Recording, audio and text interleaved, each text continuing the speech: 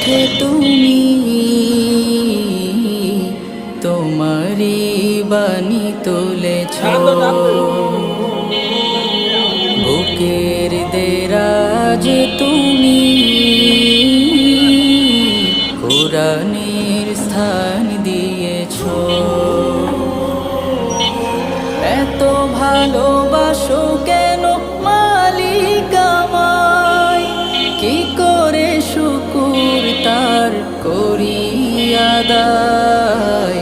এত ভালোবাসো কেন মালিক আমায়, এত ভালোবাসো কেন মালিক আমায়।